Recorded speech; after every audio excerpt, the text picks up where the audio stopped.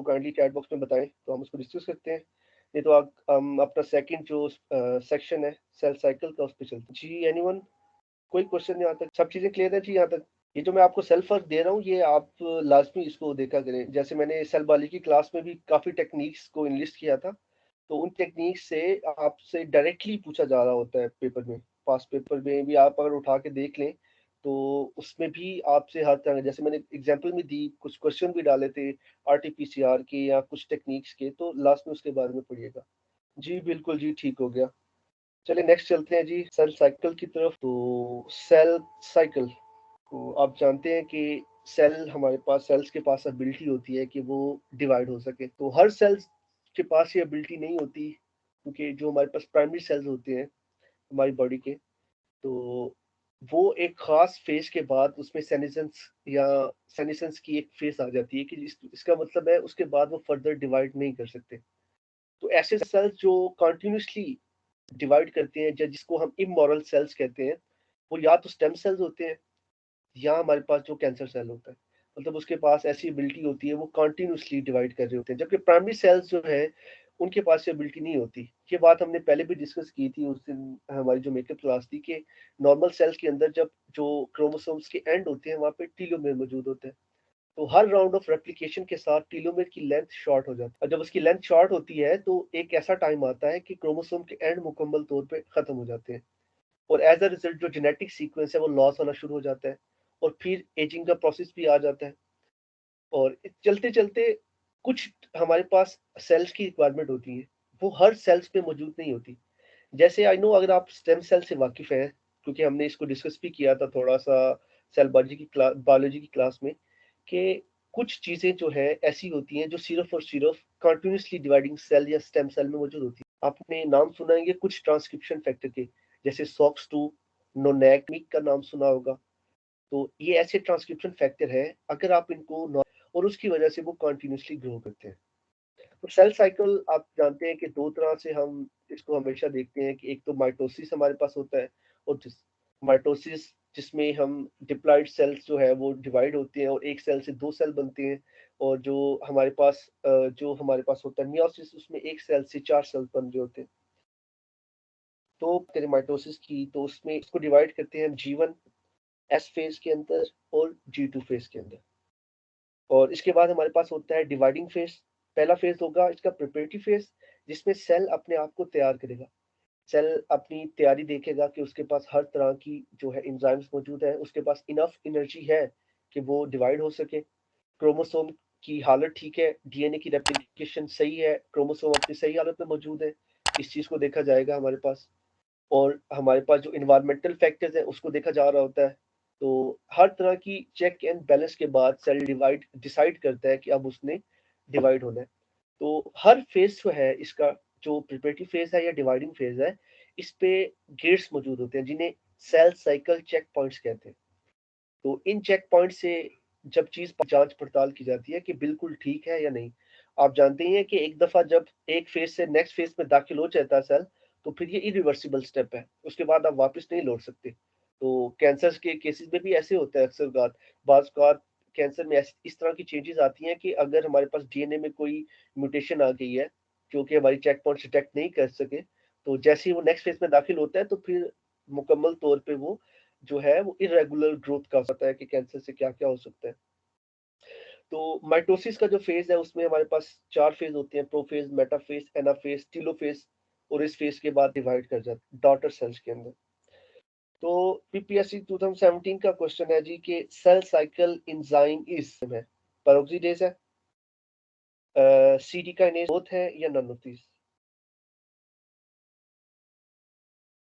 इनकी CD kinase की, तो ह्यूमंस की अगर आप बात ना होता है, अगर आप यीस्ट की बात जी, कोई बच्चा, बहुत ही बेसिक है यार, आपको पता होना चाहिए कि कितना एस्टिमेट है राउंड अबाउट।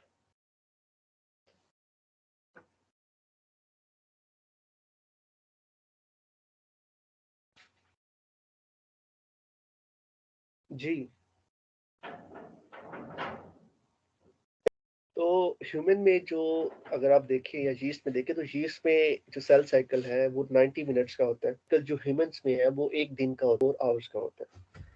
हमने अभी बात की थी इंटरफेज की या माइटोसिस की, तो सबसे लॉन्गेस्ट फेज आपके किसमें टाइम लगेगा जी?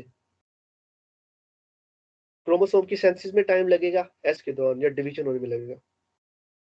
जी बिल्कुल 24 आवर्स जी, आंसर किया है माजिद साहब ने।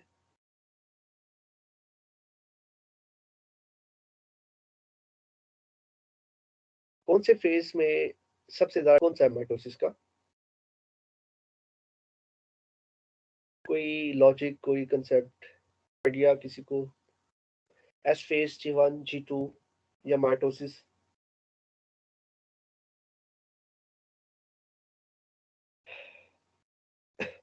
जी,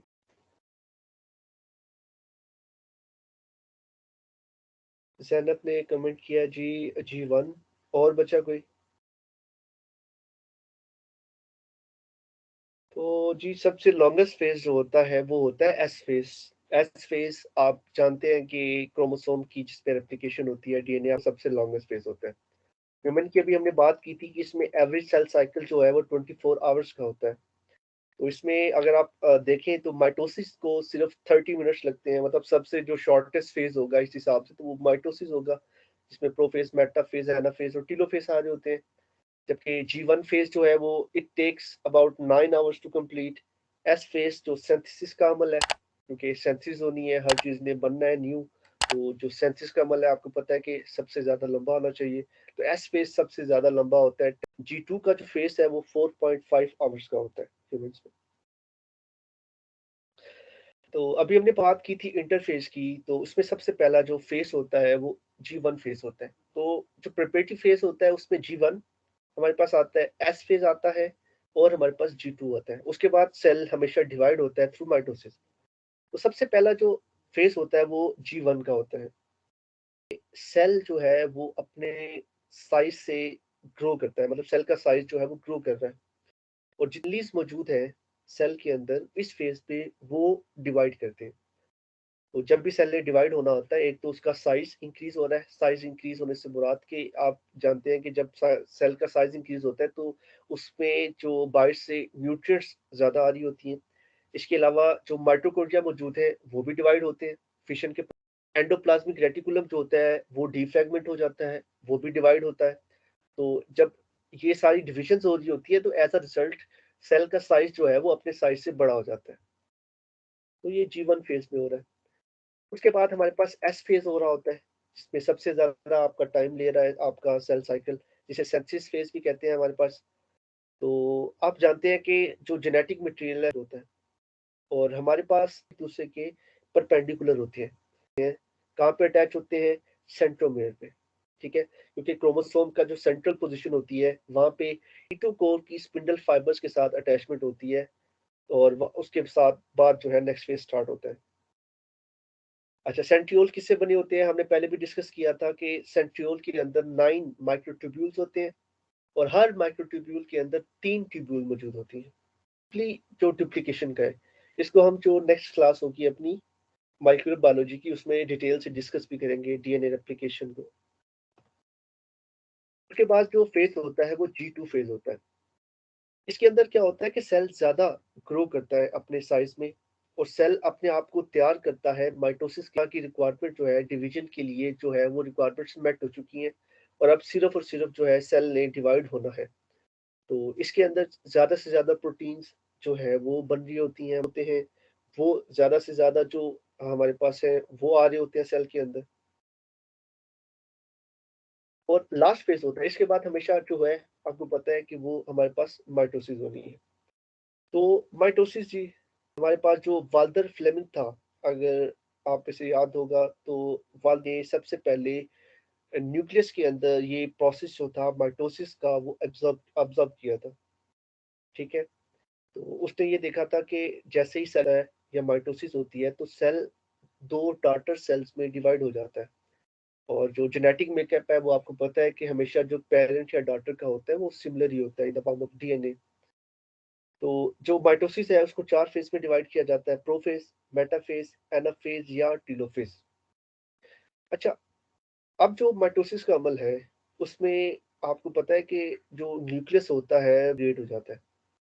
ठीक है, लेकिन दोबारा ये रीअपीयर भी होता है। तो पीपीएससी का जो पास्ट पेपर का क्वेश्चन है इस कंसेप्ट के वाली है या न्यूक्लियस है, seem to appear in which phase of the mitosis? Prophase, telophase, both या नन ऑफ दीज?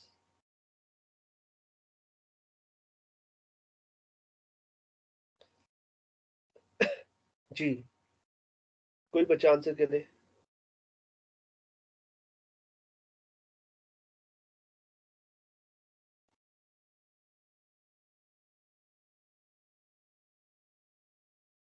माजिद साहब ने प्रोफेज वो आंसर नहीं है इसका। जी बिल्कुल मारिया, आप ठीक कह रही हैं। Telophase, okay. प्रोफेज क्योंकि डिवीजन स्टार्ट होने वाली है इस फेज के अंदर, तो इस जब डिवीजन स्टार्ट हो रही है तो भी हमने पीछे कहा भी सेंट्रियोल्स अपोजिट पोल की तरफ मूव करने वाले हैं। तो इसमें क्या होता है, न्यूक्लियस डिसइंटीग्रेट होता है क्योंकि इसमें तो क्रोमोसोम ने बाहर आना है। जब क्रोमोसोम बाहर आएंगे तभी जो सेंट्रियोल से जो स्पिंडल फाइबर निकल रहे हैं, एस्टर फाइबर निकल रहे हैं, काइनेटोकोर से जो से क्रोमोसोम की अटैचमेंट होगी और फिर वो डिवीजन की तरफ जाएगा। तो टीलोफेज जो है ऐसा फेज है क्योंकि ये डिवीजन का एंड हो रहा होता है इस प्रोसेस पे। तो इसमें न्यूक्लियस की या न्यूक्लियर मेम्ब्रेन है वो दोबारा रीअरेंज हो जाती है। फेज जो है वो माइटोसिस का वो प्रोफेज है। तो हमारे पास इसको क्या कहते हैं, कैरियोकाइनेसिस का डिवाइडिंग फेज भी कहते हैं। इसमें कैरियोकाइनेसिस के डिवीजन ऑफ द न्यूक्लियस इसका मतलब है। तो आप जानते हैं कि हमारे पास जो क्रोमेटिन है वो कंडेंस होके क्या बनाता है, हमेशा क्रोमोसोम बनाता है। हमने ये बात सेल बायोलॉजी में भी डिस्कस की थी कि जो हमारे पास अगर जेनेटिक्स की टर्म में एक बेसिक यूनिट की बात करें तो हमारे पास हमेशा न्यूक्लियोसोम का जिक्र आता है। न्यूक्लियोसिल से बताया भी था कि 8 हिस्टोन का ऑक्टोबर और रैप्ड होता है डीएनए मॉलिक्यूल। तो इस प्रोसेस के अंदर क्या होता है, न्यूक्लियस मेम्ब्रेन ब्रेक डाउन हो जाती है और सेंट्रोसोम जो होते हैं वो और माइटोटिक स्पिंडल जो है वो उनका प्रोसेस जो होता है बनना स्टार्ट हो जाता है। तो एक पास्ट पेपर का क्वेश्चन है प्रोफेज से हवाले से या माइटोसिस के हवाले से कि sister chromatids move towards the opposite pole in which phase of the mitosis? ये जो सिस्टर क्रोमेटिड्स होती हैं वो कौन से फेज में अपोजिट पोल की तरफ मूव करती है? मेटाफेज, एनाफेज, प्रोफेज या नन ऑफ दीस?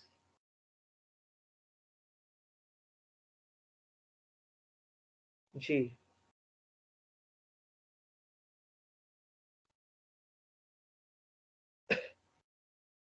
कौन से फेज में? जी बहुत आसान क्वेश्चन। यानी पार्टिसिपेट करें आप लोग, जल्दी से आंसर किया करें। ये ऐसे क्वेश्चन है कि इस पे सोचना ज्यादा नहीं चाहिए आपको। कौन सा फेज है जिसपे क्रोमेटिड्स अपोजिट पोल की तरफ मूव करते हैं? जी बिल्कुल, एनाफेज में अपोजिट पोल है। एनाफेज में जब वो एक पुलिंग फोर्स आती है सेंट्रियोल की तरफ से, तो जो सेंट्रोमेर पे मौजूद हमारे पास स्पिंडल फाइबर्स हैं वो क्रोमोसोम को सेपरेट करने की कोशिश करते हैं। फेज, मेटाफेज में हमारे पास क्या होता है कि अपोजिट पोल पे दोनों जो है वो मौजूद है सेंट्रियोल्स, और वहां से स्पिंडल फाइबर्स और एस्टर फाइबर जो है वो हैंग हो रहे होते हैं। तो एज अ रिजल्ट क्या होता है, क्रोमोसोम भी जो कंडेंस क्रोमेटिन भी कंडेंस होकर क्रोमोसोम की फॉर्म में आ चुका है इसमें। तो फिर हमारे पास क्या होता है कि जो सेंटर पार्ट होता है सेंट्रोमेर का, वहां पे अटैच हो जाते हैं क्या अटैच हो जाते हैं हमारे पास स्पिंडल फाइबर्स। तो एज अ रिजल्ट हमारे पास इसमें यूनिक मेटाफेज एक प्लेट बन जाती है, मतलब इसमें एक मुकम्मल तौर पे आपको अरेंजमेंट देखने को मिलती है। और इसके बारे में आपने पढ़ा भी होगा कि अगर आप क्रोमोसोम को देखना भी चाहते हैं, अगर आप क्रोमोसोम को ऑब्जर्व करना चाहते हैं, तो क्रोमोसोम हमेशा माइटोसिस के मेटाफेज में बेस्ट ऑब्जर्व होते हैं क्योंकि इसमें क्रोमोसोम जो है वो एक तो डुप्लीकेट की फॉर्म में मौजूद है, अभी डिवाइड नहीं हुए, और मुकम्मल तौर पे एक कंडेंस फॉर्म में वो एक बिल्कुल अरेंजमेंट में मौजूद होते हैं सेल में मेटाफेज के दौरान। अच्छा, एंड पार्ट जो पेपर का क्वेश्चन है बड़ा ही सिंपल क्वेश्चन, बारहा डिस्कस किया है हमने। एंड पार्ट क्या कहते हैं, सेंट्रोमियर, टीलोमियर कहते हैं या कहते हैं क्रोमोसोम का एंड पार्ट? जबकि सेंट्रोमियर आपको पता है कि क्रोमोसोम होता है वहां पे जिसपे काइनेटोकोर प्रोटीन होती है। अच्छा, फिर अभी एनाफेज के बारे में हमने पास जो एक फोर्स के जरिए से हमारे पास क्रोमोसोम जो है वो अपोजिट पोल की तरफ जो है वो मूव कर रहे होते हैं। तो सबसे शॉर्टेस्ट या रैपिड फेज जो होता है वो हमारे पास कैरियोकाइनेसिस में वो एनाफेज का ही होता है। क्रोमेटिड्स जो है वो माइग्रेशन करते हैं और अपोजिट पोल्स की तरफ मूव करते हैं।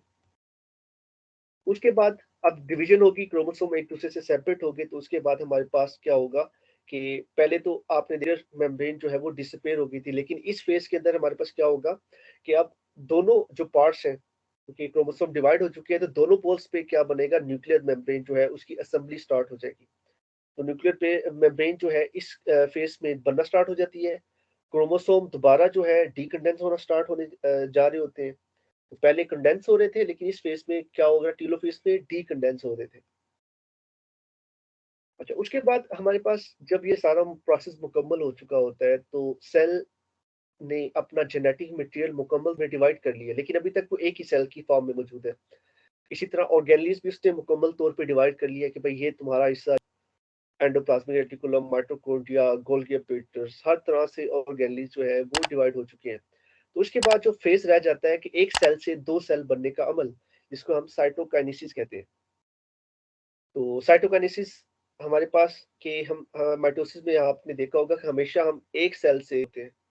तो इसमें हमारे पास क्या होता है कि सेल मेम्ब्रेन की इंटरनल क्लीवेज या फरो बनता है, और ये आहिस्ता आहिस्ता जो है वो ये फरो जो है वो डीप होता है, और इवेंचुअली क्या होता है हमारे पास कि एक होता है कि गोल्गी एपिटस से कुछ वेसिकल जो है वो डिराइव किए जाते हैं। जो वेसिकल है इसको हम कहते हैं फ्रेगमोप्लास्ट, जो कि इनकी मेम्ब्रेन के साथ प्लांट्स में बाइंड करती है। प्रोसेस सिमिलर ही है, लेकिन इसमें जो गोल्गी एपिटस से कोई वेसिकल इन्वॉल्व होते हैं। तो इन फ्रेगमोप्लास्ट के जरिए से जो साइटोकाइनेसिस का अमल है वो होता है प्लांट्स में। तो यहाँ पे आप देख भी रहे हैं, अगर आप बात करें, हमारे पास सबसे पहले एक क्लीवेज फ्लो बन रही है। तो आहिस्ता आहिस्ता ये कॉन्ट्रैक्ट करती है, और एज अ रिजल्ट दोनों मेम्ब्रेन फ्यूज हो जाती हैं और डाटर सेल बन जाते हैं। जबकि हमारे पास वेसिकल्स जो हमारे पास बन रहे होते हैं गोल्गी एपिटस से, वो इन्वॉल्व होते हैं प्लांट के केस में, और एक सेल इवेंचुअली दो सेल में डिवाइड हो जाता है। अच्छा, हमने पहले भी बात की थी कि हमारे पास सेल साइकिल में कुछ एंजाइम्स जो इन्वॉल्व होते हैं। कौन से होते हैं जी? साइक्लिन डिपेंडेंट काइनेज या सीडीके, और कुछ प्रोटीन्स इन्वॉल्व होती हैं जिनको साइक्लिन्स कहते हैं। तो इन दोनों के नाम आपने लाजमी याद रखते हैं। अच्छा, जब भी सेल साइकिल जो है वो हो रहा होता है, तो उसका एक एक स्टेप या एक एक फेज जो है वो हमेशा कंट्रोल हो रहा होता है।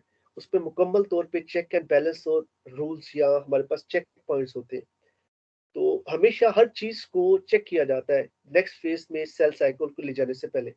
किसी भी चेक पॉइंट पे कोई भी मसला आ रहा होता है, तो उसी पॉइंट पे सेल साइकिल या सेल डिवीजन स्टॉप हो जाती है, क्योंकि अगर आप उससे नेक्स्ट प्रोसीड करेंगे तो एक तो ये है इरिवर्सिबल, तो दूसरा कैंसर होने का खतरा है कि एक सेल अगर म्यूटेट हो भी गया है, क्योंकि आपको पता है कैंसर एक म्यूटेशन तो नहीं होता, लेकिन अगर एक सेल में इब्नॉर्मलिटी आ जाती है तो वो क्या होता है, आहिस्ता आहिस्ता वही सेल डिवेलप बना सकता है। तो बिनाइन ट्यूमर का जो है वो खतरा होता है इस केस में। तो सेल साइकिल को हर पॉइंट पे जो है रेगुलेट किया जाता है। अगर आप यहाँ से देखिए, सबसे पहला फेज हमने डिस्कस किया था G1 का फेज है, उसके बाद S फेज है। अब यहाँ पे जो चेक पॉइंट है G1 और S चेक पॉइंट, यहाँ पे क्या चेक किया जा रहा है? एक तो सेल का साइज चेक किया जा रहा है, न्यूट्रिएंट और एनर्जी चेक की जा रही है, डीएनए के अंदर कोई डैमेज तो नहीं है, और ग्रोथ फैक्टर्स ये भी सारे चेक किए जा रहे हैं। अगर तो ये सारी जो है, जो सेल साइकिल के अंदर जो सेल मौजूद है, वो सारा इन चीजों पे पूरा उतरता है, तो ये फिर नेक्स्ट जाएगा एस फेज के अंदर, क्योंकि आपको पता है कि एस फेज में क्या हो रही है, इवेंचुअली सिंथेसिस हो रही होती है। फिर सिंथेसिस हो चुकी है, उसके बाद सेल मजीद अपने साइज में ग्रो करता है, और कहाँ पे एंटर होता है? G2 फेज में। अब G2 और जो माइटोसिस का फेज है, अब क्योंकि G2 फेज के बाद इवेंचुअली सेल ने होना है डिवाइड, उसके बाद तो कोई चारा नहीं है सेल के पास। तो यहाँ पे भी एक चेक पॉइंट बनी हुई है, तो यहाँ पे भी इसमें ये चेक किया जाता है कि एस फेज में जो डीएनए की रेप्लिकेशन हुई है या सिंथेसिस हुई है वो कंप्लीट है, उसके अंदर कोई एरर तो नहीं आ गई। दूसरा, डीएनए के अंदर जो डैमेज है उसको चेक किया जाता है। फिर माइटोसिस का फेज है। तो माइटोसिस जो है, हम यहाँ पे भी जो है, जो एम और G1 इसको चेक पॉइंट कहते हैं। यहाँ पे भी चेक किया जाता है कि क्रोमोसोम की अरेंजमेंट मेटाफेज प्लेट पे कैसी है। अगर तो आपको पता है, आगे भी हम थोड़ा डिस्कस करेंगे इस चीज को, क्रोमोसोम की अरेंजमेंट थोड़ी सी भी खराब हुई, या हमारे पास यहाँ पे क्रोमोसोम में कोई एबनॉर्मलिटी हुई, तो एज अ रिजल्ट क्या होगा, जैसे ही एनाफेज में पुलिंग फोर्स लगती है जिसमें क्रोमोसोम सेपरेट होते हैं, तो उसकी वजह से क्या होता है, क्रोमोसोम की जो सेपरेशन है वो इरेगुलर होती है, तो कुछ ज्यादा क्रोमोसोम चले जाते हैं, तो हो सकता है दूसरे पोल पे कुछ कम क्रोमोसोम चले जाए। तो हमारे पास काफ़ी डिजीज़ेज़ भी होती हैं, इसको हम मियोसिस में ख़ासकर डिस्कस करेंगे। तो ये सारी चेक पॉइंट्स हैं यहाँ पे जिसके अंदर हमारे पास हम सेल साइकिल को या फर्दर नेक्स्ट फेज़ में भेज सकते हैं या वहाँ पे स्टॉप कर सकते हैं। तो इसके अंदर बताया था कि काइनेसिस ऐसे होते हैं जो हमेशा किसी चीज़ के या प्रोटीन के ऊपर कुछ अमीनो एसिड के ऊपर क्या ऐड करते हैं फॉस्फेटेसेस जो क्या करते हैं फॉस्फेट ग्रुप को रिमूव करते हैं। तो आपने 4 चीज़ें या इसको जो साइक्लिंग हमारे पास याद रखने के लिए आपने याद रखना है हमेशा DEAB DAB याद रखना है क्योंकि जिस तरह से माइटोसिस के अंदर हमारे पास चेक पॉइंट्स हैं, उसी के साथ इनकी इन्वॉल्वमेंट है, इन साइक्लिन्स की इन्वॉल्वमेंट है। DEAB DAB तो कुछ चीज़ें आपने लाज़मी याद रखनी है, जैसे कि यहाँ पे अगर आप देखिए बिल्कुल राइट साइड पे तो सेल साइकिल की फेजेज़ मेंशन है। तो उसके साथ आपके पास साइक्लिन्स जो इन्वॉल्व होती हैं वो मेंशन है और उसके साथ कौन-कौन सी साइक्लिन डिपेंडेंट काइनेसीज़ किस फेज़ पे इन्वॉल्व होती हैं। ये इसमें जो ज़्यादा इम्पोर्टेंट है वो साइक्लिन्स है। आपने साइक्लिन्स के बारे में ये प्रोटीन्स हैं जो कि रेगुलेट करती हैं सेल साइकिल्स को या सेल साइकिल चेक पॉइंट्स को। तो मैंने अभी बताया था डीएब DEAB जो सबसे पहला फेज़ कौन-सा होता है? G1 phase 1 2 3 it doesn't matter लेकिन आपको जो याद रखना चाहिए कि साइक्लिन डी जो है वो इन्वॉल्व होती है। इसी तरह नेक्स्ट है डीएब से ई तो G1 और एस फेज़ के ट्रांजिशन के अंदर साइक्लिन ई मौजूद होती है। इस तरह एस फेज़ और जो G2 M फेज़ की ट्रांजिशन है उसके अंदर हमारे पास जो ए साइक्लिन इन्वॉल्व होती है और जो सबसे आखिरी जो माइटोसिस की साइक्लिन बी इन्वॉल्व होती है। अच्छा जी, माइटोसिस हमने डिस्कस किया डिटेल में, तो इसकी माइटोसिस की सिग्निफिकेंस भी है कि डेवलपमेंट या ग्रोथ हो रही होती है। यहाँ आपने देखा होगा जैसे ही ज़ाइगोट बनता है, तो उसके बाद हमारे पास एक कंटीन्यूअस डिवाइडिंग बॉल मरूला ब्लास्टोला जो है उस फेज़ पे जो गैस्ट्रुलेशन की फेज़ होती है, वहाँ पे माइटोसिस का अमल जारी होती है। तो ज़ाइगोट बनता है, तो वहाँ पे भी माइटोसिस का रोल होता है। इसी तरह जो सेल रिप्लेसमेंट होती है या बाज़ औक़ात आपने देखा होगा जब सेल इंजर्ड हो जाते हैं, टिश्यू इंजरी होती है, तो उसके बाद भी जो रिप्लेसमेंट का या इंजरी से जो रिपेयरमेंट का इन्वॉल्वमेंट प्रोसेस होता है, उसमें भी माइटोसिस इन्वॉल्व होती है। इस तरह स्टारफिश के अंदर हमारे पास जो रीजनरेशन का अमल होता है, उसमें भी इन्वॉल्व होते हैं हमारे पास माइटोसिस और एसेक्सुअल रिप्रोडक्शन जो मेजरली कहाँ पे हो रही होती है, ज़्यादातर हाइड्रा के अंदर, वहाँ पे भी माइटोसिस का अमल होता है। तो ये बेसिक सी चीज़ें हैं, लेकिन एक चीज़ आपने जो याद रखनी है कि जो रीजनरेशन का अमल है या ऐसे हमने बात की थी कि ऐसे सेल जिसके अंदर एबिलिटी होती है कि वो कंटिन्यूअसली डिवाइड करें कि उनके अंदर जो टीलोमेरेज़ का एंजाइम है वो लाज़मी होता है। टीलोमेरेज़ एंजाइम नाम से ज़ाहिर है, जैसे अभी हमने बात की थी कि टीलोमेर क्रोमोसोम के एंड को कहते हैं, तो उसके एंड को लंबा करने के लिए या रिपेयर करने के लिए जो एंजाइम मौजूद होता है टीलोमेरेज़। जो कैंसर सेल होते हैं उसके अंदर भी टीलोमेरेज़ की एक्सप्रेशन हाई होती है। नेक्स्ट बात करते हैं जी हम मियोसिस की। तो मियोसिस जिसमें हमारे पास जो डिप्लॉइड सेल होते हैं, वो हैप्लॉइड सेल में कन्वर्ट होते हैं और हमारे पास एक सेल हमेशा जो है जब आपने गैमेट्स देखा हो गैमेटोजेनेसिस का अमल पढ़ा होगा तो देखा होगा कि एक से हमारे पास क्या 4 सेल जो है वो बन रहे होते हैं। तो ऑस्कर हर्टविग ने इसको सबसे पहले डिस्क्राइब किया था 18 से तो हमारे पास जो पास्ट पेपर में क्वेश्चन आया है इसके हवाले से कि जेनेटिक जो रिकॉम्बिनेशन का प्रोसेस है, वो मियोसिस के कौन से फेज़ में हो रहा होता है? आपको पता है कि माइटोसिस से तो ना ही कोई क्रॉसिंग ओवर होती है, ना ही कोई एक क्रोमोसोम के पार्ट्स एक्सचेंज होते हैं, ना ही कोई रिकॉम्बिनेशन का अमल होता है।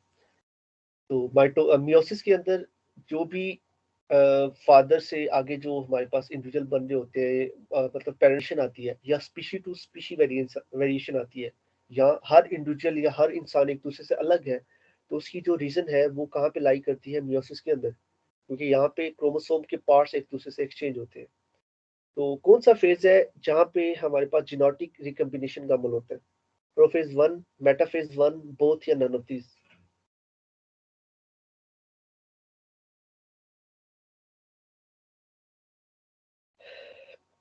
जी,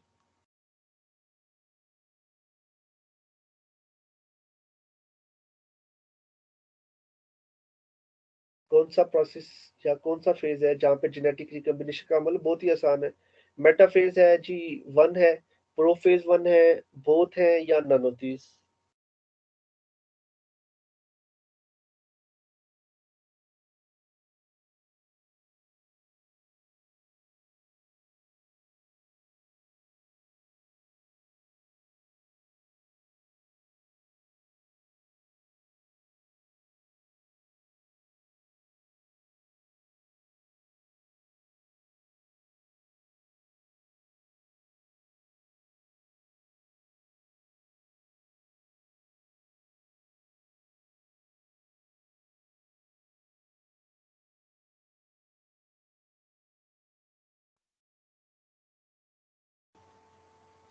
अस्सलाम वालेकुम। सॉरी फॉर द डिस्टर्बेंस, वो कनेक्शन थोड़ा लॉस्ट हो गया था। मैं भी स्क्रीन शेयर करता हूँ।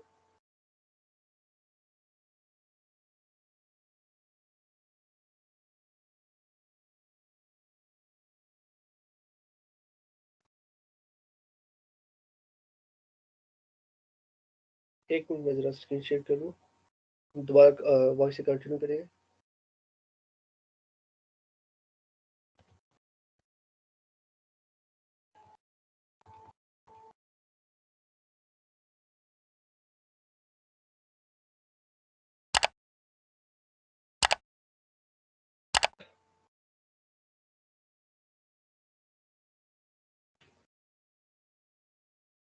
जी, स्क्रीन शेयर हो रही है आपके साथ?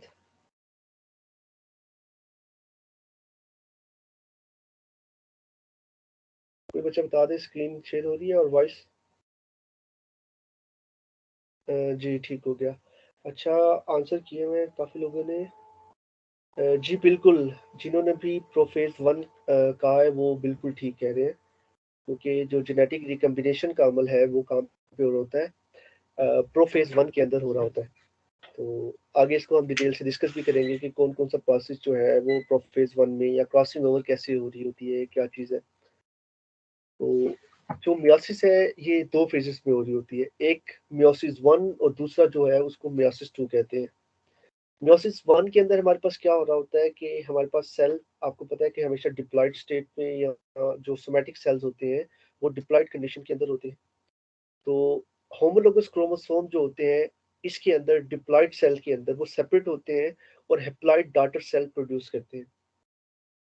और यही मियोसिस 1 का प्रोसेस है, मियोसिस 2 नहीं, मियोसिस 1 जिसके अंदर जेनेटिक रिकॉम्बिनेशन होती है।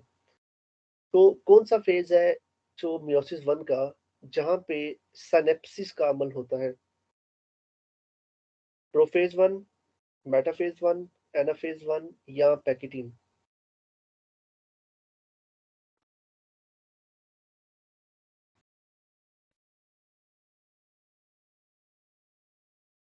पास पेपर का क्वेश्चन है जी। जी,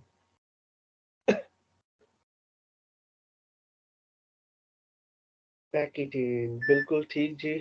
प्रोफेज 1 का एक फेज है पैकेटीन। आगे हम 5 फेजेस को डिस्कस करेंगे। तो उसके हवाले से कुछ चीजें हैं जो आपने लास्ट में याद रखनी है कि क्रॉसिंग ओवर कहाँ हो रही होती है, सिनेप्सिस कहाँ हो रही होती है, या हमारे पास जो बाइवेलेंट फॉर्मेशन कौन से फेज में हो रही होती है, आपने रिमेंबर रखने की कोशिश करनी है। तो सबसे लंबा फेज हमारे पास जो मियोसिस 1 का होता है या मियोसिस का होता है वो प्रोफेज 1 का होता है, क्योंकि इसके अंदर जो सबसे डिफिकल्ट प्रोसेस या जिसके जरिए से वेरिएशन आ रही होती है वो हो रहा होता है। तो ये प्रोफेज 1 में हो रहा होता है। इसके अंदर हमारे पास क्रोमेटिन जो है वो कंडेंस हो रहे होते हैं। जो होमोलोगस क्रोमोसोम है इसके अंदर वो पेयर बना के हमारे पास, इसके अंदर हमारे पास क्या होता है, सिनेप्सिस का अमल होता है। जैसे कि डायग्राम में आप देख भी रहे हैं कि दो क्रोमोसोम आपस, होमोलोगस क्रोमोसोम एक दूसरे के करीब आ रहे हैं, और यहाँ पे द पॉइंट ऑफ अटैचमेंट यहाँ पे जो हो रहा है वहां पे हमारे पास इसे सिनेप्सिस कह रहे हैं। और यहाँ पे हमारे पास इन अटैचमेंट पॉइंट्स या साइट्स की हमारे पास क्या होता है, क्याज्मा बन रहा होता है, क्याज्मेटा।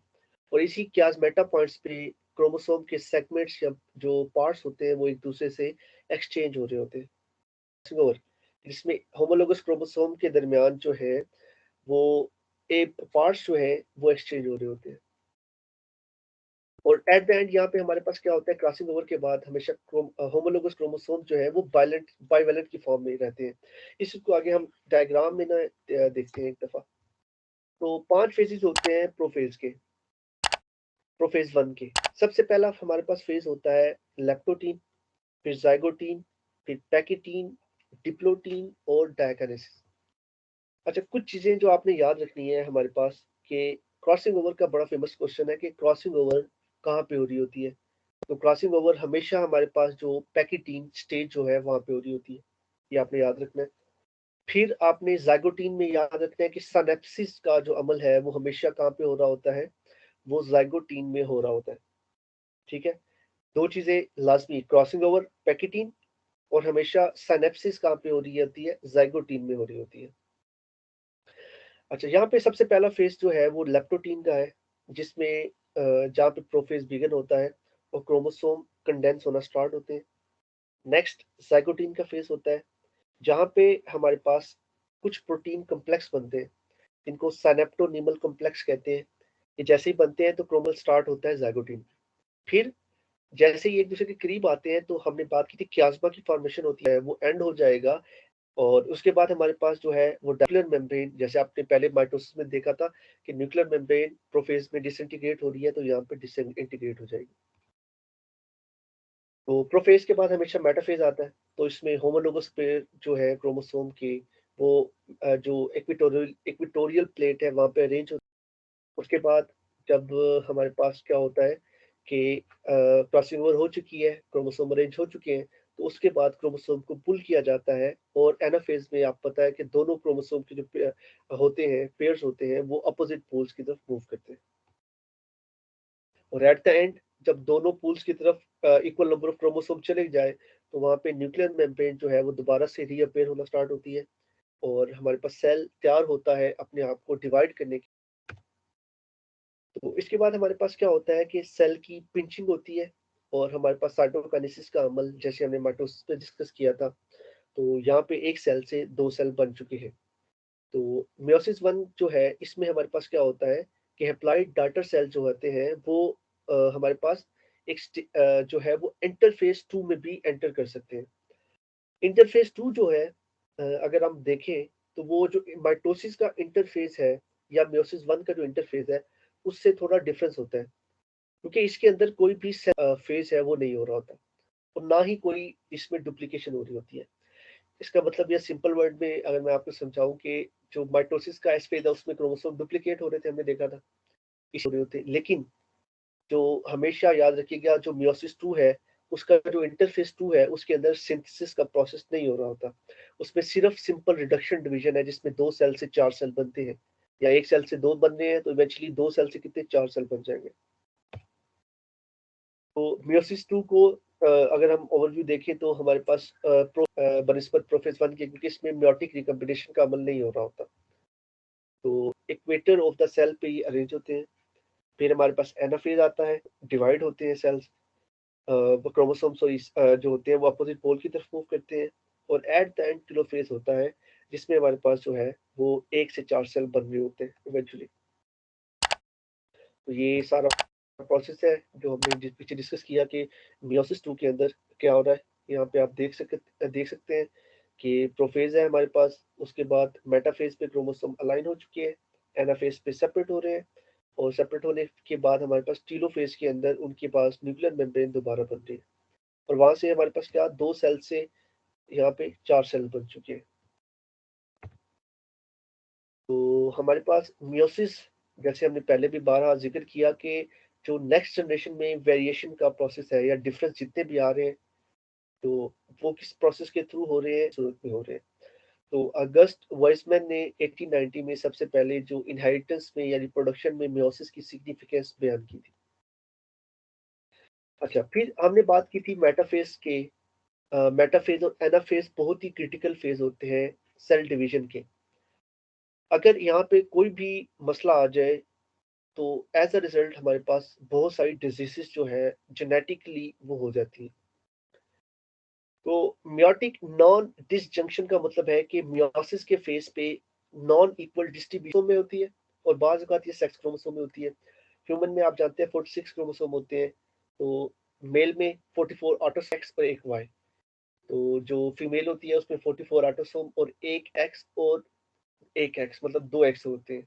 तो टोटल 46 क्रोमोसोम होते हैं। तो आप जानते हैं कि अगर एक भी क्रोमोसोम ज़्यादा चला जाए, तो एज़ अ रिज़ल्ट हमारे पास जो एबनॉर्मल हमारे पास एबनॉर्मलिटी आ जाती है। तो जेनेटिकली या सेक्स क्रोमोसोम में भी हो सकती है और ऑटोसोमल में भी। तो यहाँ पे मैंने आपको पहले भी जैसे बताया कि जो पोर्शन भी मैंने येलो में हाइलाइट किया हुआ है वो आपका सेल्फ वर्क है। उसमें कुछ चीज़ें जो बारहा पास पेपर में पूछी गई हैं, तो ये आपके जो जेनेटिक्स का लेक्चर था उसमें से भी काफ़ी एमसीक्यूज़ यहाँ से बने थे। तो ये चीज़ आपने जो मेयोटिक नॉन डिस्ट्रक्शन का जो टेबल है, उसको आपने डिटेल में देखना है। इसके अलावा डाउन सिंड्रोम की सिम्पटम्स आपने देखते हैं। इसके अलावा टर्नर सिंड्रोम और क्लाइनफिल्टर सिंड्रोम की जो सिम्पटम्स है कुछ आपने लाजमी देखने हैं। तो ये याद रखना हमेशा कि जो ऑटोसोमल में हमारे पास 3 चीज़ें आती हैं, डाउन सिंड्रोम, पेटाउ सिंड्रोम और एडवर्ड सिंड्रोम। क्योंकि ये ऑटोसोमल है तो ये दोनों मेल या फीमेल में हो सकती हैं। तो इसके बारे में जो पेटाउ सिंड्रोम है, इसके बारे में अभी 2020 का जो पेपर था पीपीएससी का पूछा गया था कि it is the trisomy of which chromosome? आगे उन्होंने लिखा हुआ था 21, 13 जो है। तो आगे हमारे पास काफ़ी सारे एमसीक्यूज़ थे। तो पेटाउ सिंड्रोम में जो ट्राइसोमी होती है वो 13 नंबर क्रोमोसोम की होती है। इसी तरह डाउन सिंड्रोम इसमें जो है वो क्रोमोसोम नंबर 21 है। उसका एक मिस्टेक हो चुकी है यहाँ पे कि यहाँ पे ट्राइसोमी जो एडवर्ड है वो आई थिंक 18 क्रोमोसोम की है। तो आप लोग इसको लास्ट में रीचेक कर लीजिएगा या करेक्ट कर लीजिएगा अपने पास। तो हमारे पास इसके बाद हमारे पास है सेक्स क्रोमोसोम। अब जब हमने सेक्स क्रोमोसोम की बात की तो आप जानते हैं कि यहाँ तो ये फीमेल में सिंड्रोम होंगे कुछ या मेल में होंगे। एडवर्ड डीपीई हमेशा कहाँ पे ऑटोसोम की वजह से या ऑटोसोमल क्रोमोसोम्स की वजह से हो रहे होते हैं। जबकि हमारे पास टर्नर सिंड्रोम, इसको आप इस तरह से रिमेंबर कर सकते हैं, मिसिस टर्नर, जो मिसिस टर्नर से फीमेल में होती है हमेशा। और ये एक इसके बारे में जो पीपीएससी 2020 में क्वेश्चन आया था कि कौन सा ऐसा सिंड्रोम है जिसके अंदर एक क्रोमोसोम कम होता है, सेक्स क्रोमोसोम या नलीसोमी जिसे कहते हैं, तो वो था टर्नर सिंड्रोम। जहाँ जहाँ आप ये जो जीनोटाइप लिखी हुई है इसमें देख सकते हैं कि बजाय फीमेल में 2 एक्स क्रोमोसोम पे यहाँ पे 1 एक्स क्रोमोसोम है और 1 क्रोमोसोम मिसिंग है। इसी तरह मेटा फीमेल नाम से ही ज़ाहिर है कि इसमें 1 क्रोमोसोम एक्स ज़्यादा होगा या 2 क्रोमोसोम ज़्यादा होंगे, तो मेटा फीमेल ये फीमेल में होती है। इसी तरह जैकब सिंड्रोम, जैकब जो है अगर आप एसोसिएट कर सके इसको किसी लड़के के नाम से, तो ये मेल में हो रही है। और मिस्टर क्लाइनफिल्टर से मिस्टर क्लाइनफिल्टर सिंड्रोम जो मेल में हो रहा है और इसमें हमारे पास जो है एक्स या वाई दोनों क्रोमोसोम जो है वो जा रहे होते हैं। यहाँ तक क्लियर है जी सबको? तो येलो पोर्शन जो है वो आपने लाजमी जो है वो सेल्फ वर्क को आपने देखना है। काफ़ी सारी चीज़ें मैंने बताई पीछे भी, तो आप उनका स्क्रीनशॉट लेके अपने पास सेव कर लिया करें कि क्या-क्या चीज़ें जो हैं वो आपने खुद से तैयार करनी है। बाकी चीज़ें तो आप सुन भी लेते हैं, अपने पास नोट भी अगर कर रहे होते हैं तो वेल एंड गुड। यहाँ तक क्लियर है तो चलते हैं अभी नेक्स्ट पे। कोई क्वेश्चन किसी का?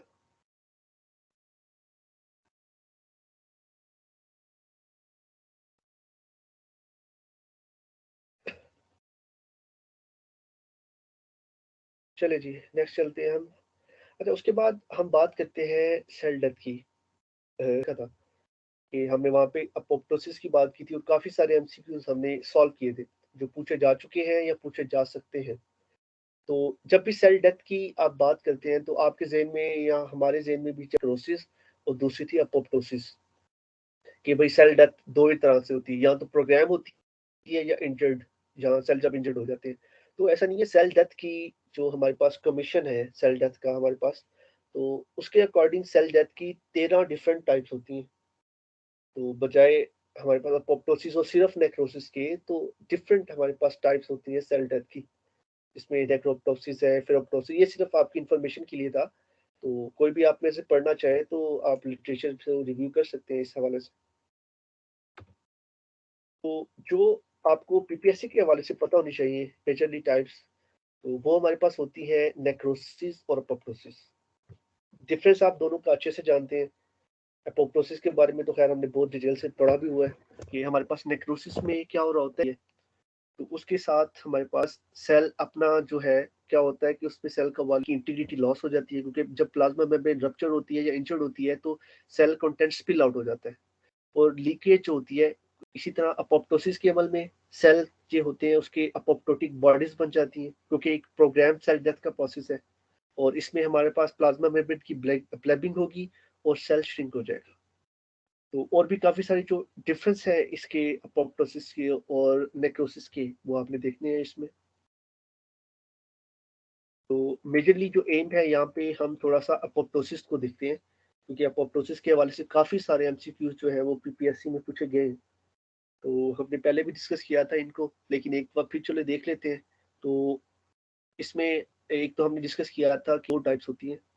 एक तो है एक्सट्रिंसिक पाथवे और एक होता है इंट्रिंसिक पाथवे। अगर हम सबसे पहले बात करें एक्सट्रिंसिक की, एक्सट्रिंसिक तो इसका मतलब है जिसमें एक्सटर्नल चीज़ की इन्वॉल्वमेंट होती है।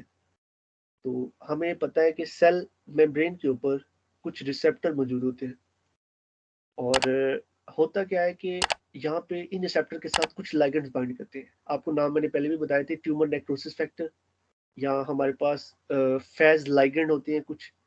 तो ये इस तरह के जब लिगेंड आके सेल रिसेप्टर के साथ, जो रिसेप्टर मौजूद होता है सेल मेम्ब्रेन पे, वहाँ पे बाइंड करते हैं ना, एज अ रिजल्ट एक जो सबसे इंपॉर्टेंट अपोप्टोसिस पे रोल प्ले करते हैं ना, वो एंजाइम्स होते हैं कुछ, जिनको कैस्पेसिस कहते हैं।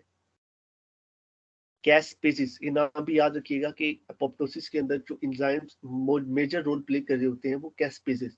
और कैस्पेसिस का नाम जब भी आपके ज़हन में आए तो आप ऐसे समझिए कटिंग मशीनरी, या कोई आप छुरी समझ लें या कोई दरांती समझ लें, जिससे हमारे पास इवेंचुअली सेल प्रोसेस की जो हैपनिंग हो रही होती है वो कैस्पेसिस एंजाइम ही कर रहे होते हैं।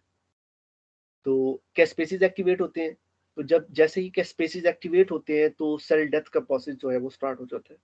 तो आपको सिंपल सा मैं कॉन्सेप्ट दे रहा हूँ यहाँ पे, क्योंकि ज़्यादातर नहीं पूछी जाती, लेकिन इन चीज़ों का आपको पता होना चाहिए जो आपको बता रहा हूँ। उसके बाद होता है इंट्रिंसिक जो पाथवे होता है, इंट्रिंसिक जो अंदर से इनिशिएट हो। तो कैल्शियम के हवाले से हमने याद पढ़ा था कि कैल्शियम एंडोप्लाज्मिक रेटिकुलम में स्टोर होता है, ठीक है। अगर साइटोप्लाज्म में कैल्शियम ज़्यादा होता है तो कैल्शियम के ज़्यादा होने की वजह से कैल्शियम एक प्रोटीन के साथ बाइंड होता है, जिसको हम कहते हैं कैल्मोड्यूलिन। ये मेरे ज़हन में क्वेश्चन भी आ गया कि पूछा भी गया था लास्ट पेपर में 20 में, कि कैल्शियम कौन सी प्रोटीन के साथ बाइंड कर रहा है। तो कैल्शियम का जिन जिन प्रोटीन के साथ इंटरेक्शन है आप लोग क्लास में देखिएगा, वहां पे था उसका जो करेक्ट ऑप्शन था वो कैलनेक्सी न्यूरन था, सॉरी कैलनेक्सिन था, जो कि एंडोप्लाज्मिक रेटिकुलम में मौजूद होती है एक प्रोटीन। तो उसके साथ उसका एसोसिएट होता है, जो कि वहाँ पे प्रोटीन की पैकेजिंग में इन्वॉल्व होता है या फोल्डिंग में इन्वॉल्व होता है। इसके अलावा कैल्शियम एक और प्रोटीन के साथ भी बाइंड करता है जिसे कैल्मोडुलिन कहते हैं। और जब भी कैल्शियम कैल्मोडुलिन के साथ बाइंड करता है तो बहुत सारे फिजिकल या फिजियोलॉजिकल रिस्पॉन्सेज होते हैं। इसी तरह माइटोकॉन्ड्रिया के अंदर जब कैल्शियम ज्यादा हो जाती है या ओवरलोड होता है कैल्शियम का, तो as a result stress initiate होता है। तो हमने पहले भी देखा था कि माइटोकॉन्ड्रिया की जो इनर मेम्ब्रेन है वहां पे दो प्रोटीन्स मौजूद होती हैं, बैक्स और बैक। अच्छा, बैक्स और बैक इवेंट वैसे सेपरेट होती है, लेकिन जैसे ही अपोप्टोसिस इंट्रिंसिक इनिशिएट होती है स्ट्रेस की वजह से, तो ये दोनों एक दूसरे से मिल के एक एग्रीगेट या चैनल बना देती है इनर मेम्ब्रेन में। अब ये चैनल जैसे ही बनता है इनर मेम्ब्रेन में, एज अ रिजल्ट क्या होता है कि हमने पढ़ा था कि यहाँ पे साइटोक्रोम सी होता है। आपको याद होगा इलेक्ट्रॉन ट्रांसपोर्ट चेन में डिटेल से हमने देखा था कि साइटोक्रोम सी इलेक्ट्रॉन कैरियर है, जो कि कॉम्प्लेक्स 3 से 4 की तरफ इलेक्ट्रॉन लेके जा रहा होता है। तो साइटोक्रोम सी की लीकेज हो जाती है इन इस चैनल से। तो इस चैनल से जैसे ही साइटोक्रोम सी साइटोप्लाज्म में आता है, तो वहां पे बहुत सारी प्रोटीन्स होती हैं जो इसको रिकग्नाइज कर रही होती हैं, भाई ये तो सेल हमें कह रहा है कि अब सेल डेथ स्टार्ट कर दो। तो फिर हमारे पास जो होता है कि सेल डेथ का प्रोसेस स्टार्ट हो जाता है। और इसके भी एंड पे जो हमारे पास क्या होता है कि कैस्पेसीज एक्टिवेट हो रही होती है। लेकिन इसमें इंट्रिंसिक पाथवे में एक चीज लाजमी याद रखिएगा कि अपोप्टोसोम बन रहा होता है। एक प्रोटीन कम्प्लेक्स होता है ए पैफ, उसके साथ साइटोक्रोम जो सी है वो बाइंड करता है और अपोप्टोसोम बनता है। और हमारे पास as a result caspases activate होती हैं और सेल डेथ होती है। नेक्स्ट है हमारे पास कैंसर। इसको भी मैंने येलो में हाईलाइट किया हुआ है, तो इसको भी आप लाजमी खुद से सेल्फ स्टडी देखिएगा। तो कैंसर में हमारे पास, आप जानते हैं कि हमारे पास कैंसर का वर्ड रिलेट करता है कैंक्रम से, क्रैब लाइक, कि जिसमें हमारे पास इरेगुलर ग्रोथ जो है वो हो रही होती है। तो कैंसर में हमारे पास क्या होता है कि नॉर्मल सेल जो है वो डिवाइड करते हैं एबनॉर्मल सेल्स में, और एबनॉर्मल सेल जब मल्टीप्लाई करते हैं तो हमारे पास दो चीजें होती है। एक तो अगर वो अपनी प्राइमरी साइड पे मौजूद है तो वह उसे कहते हैं बिनाइन ट्यूमर। लेकिन बाज़ बात क्या होता है कि इस तरह से जो कैंसर सेल अपने आप को मॉडिफाई करता है कि उसके अंदर कुछ इस तरह के प्रोसेसेस होते हैं कि जिसके बाद हमारे पास मेटास्टेसिस का अमल होता है। पेट से वो सेल सेपरेट होते हैं और किसी और दूसरे ऑर्गन में, तो वहां पे जाके उस पे जाते हैं, उसे मेलिग्नेंट ट्यूबर कहते हैं, या इस प्रोसेस को मेटास्टेसिस कहते हैं। तो कैंसर के हवाले से आपने जो है इसको लाजमी थोड़ा सा देखना है कि इसके अंदर कौन कौन सी चीजें इन्वॉल्व होती हैं या कौन कौन से प्रोसेस इन्वॉल्व होते हैं। तो कुछ चीजें हम देखते हैं, तो उसके बाद हम एंड करते हैं इस क्लास को। तो कोई भी क्वेश्चन आपका हो किसी भी प्रीवियस स्लाइड के हवाले से तो आप काइंडली पूछें, क्योंकि मेरा लैपटॉप भी बंद होने वाला है और लाइट भी यहाँ पे नहीं है, बारिश बहुत तेज है। तो कैंसर में हमारे पास आप जानते हैं कि एक प्रोटीन या हमारे पास एक मार्कर बहुत रोल प्ले करता है जिसका नाम है P53। तो P53 आपने जब अगर आपने मास्टर क्लासेस में हैं तो आपने P53 को पढ़ा होगा या आपने प्रोटियासोमल डिग्रेडेशन को भी पढ़ा होगा। अब होता क्या है कि P53 एक ऐसी प्रोटीन है जो सेल की डेथ को कंट्रोल कर रही होती है। सेल डेथ होगी या नहीं वो इवेंचुअली डिसाइड करता है P53। अब होता क्या है कि नॉर्मल हालत में P53 एक प्रोटीन होती है MDM2, उसके साथ बाइंड होता है, जो कि MDM इस P53 को इसके फंक्शन परफॉर्म करने से रोकता है। मतलब MDM2 P53 को इनहिबिट करता है। अब होगा क्या कि जैसे ही कोई भी डीएनए डैमेज होता है या कोई भी हमारे पास स्ट्रेस कंडीशन में होता है, तो क्या होगा कि डीएनए डैमेज को हमारे पास प्रोटीन्स को सेंस करती है। मींस अगर कोई डीएनए में डैमेज आ जाएगा ना, तो एक अलार्म सिग्नल बजता है। उस अलार्म सिग्नल पे कुछ प्रोटीन्स होती हैं जिसका नाम आपने याद रखना है, एटीएम या एटीआर या चेक पॉइंट 1 या चेक पॉइंट 2 प्रोटीन्स होती है। ये 2-3 प्रोटीन्स है, एक भी आप 2 याद रखें तो काफी है। एटीएम या एटीआर प्रोटीन, जैसे ही डीएनए डैमेज होता है तो हमारे पास एटीएम या एटीआर प्रोटीन्स या चेक पॉइंट 1-2 एक्टिवेट हो जाती है। ये क्या करती हैं, ये जो P53 को इनहिबिट कर रही थी ना MDM2, ये इसको डिसोसिएट कर देती हैं। ये जैसे ही डिसोसिएट होती है हमारे पास P53 आजाद हो गई है। अब ये क्या करेगी जनाब, इसके पास कोई इनहिबिटर नहीं है, ये न्यूक्लियस में चली जाएगी।